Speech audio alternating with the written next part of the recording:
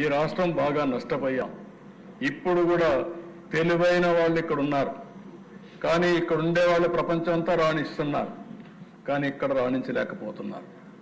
దానికి కారణం ఏంటి? ఈరోజు దక్షిణ భారతదేశంలో తక్కువ జీఎస్టీపీ వచ్చే రాష్ట్రం, తక్కువ ఆదాయం వచ్చే రాష్ట్రం, తక్కువ తలసరి ఆదాయం వచ్చే రాష్ట్రం ఆంధ్రప్రదేశ్ రాష్ట్రం. ఇది ఏమాత్రం కూడా ఆమోదయోగ్యం కాదు. దీన్ని మనందరం కూడా ఆలోచించాల్సిన అవసరం ఉంది. అదే మరిగా అధికార యంత్రాంగాన్ని కూడా కోరేది మానవతా దృక్పథంతో ఆలోచించండి. ఆలోచించి సమస్యల పరిష్కారానికి మీరు ముందుకు రండి. అందరం కలిసి పనిచేద్దాం. అందరికీ గౌరవించే విధంగా ఒక వ్యవస్థను తీసుకొస్తామని చెప్పి కూడా నేను మీకు తెలియజేస్తున్నా. డిసెంబర్ 1 నుంచి నేను కూడా గేర్ మార్చాలనుకుంటున్నా. 6 నెలలు అయింది, చెప్పాను, రోడ్ మ్యాప్ ఇచ్చాను, పాలసీలు ఇచ్చాం.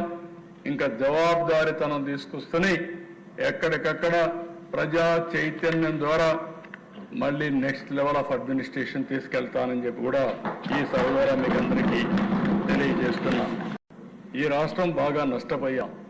ఇప్పుడు కూడా తెలివైన వాళ్ళు ఇక్కడ ఉన్నారు, కానీ ఇక్కడ ఉండే వాళ్ళు ప్రపంచం అంతా రాణిస్తున్నారు, కానీ ఇక్కడ రాణించలేకపోతున్నారు. దానికి కారణం ఏంటి? ఈరోజు దక్షిణ భారతదేశంలో తక్కువ జీఎస్టీపీ వచ్చే రాష్ట్రం, తక్కువ ఆదాయం వచ్చే రాష్ట్రం, తక్కువ తలసరి ఆదాయం వచ్చే రాష్ట్రం ఆంధ్రప్రదేశ్ రాష్ట్రం. ఇది ఏమాత్రం కూడా ఆమోదయోగ్యం కాదు. దీన్ని మనందరం కూడా ఆలోచించాల్సిన అవసరం ఉంది. అదే మరిగా అధికార యంత్రాంగాన్ని కూడా కోరేది మానవతా దృక్పథంతో ఆలోచించండి. ఆలోచించి సమస్యల పరిష్కారానికి మీరు ముందుకు రండి. అందరం కలిసి పనిచేద్దాం.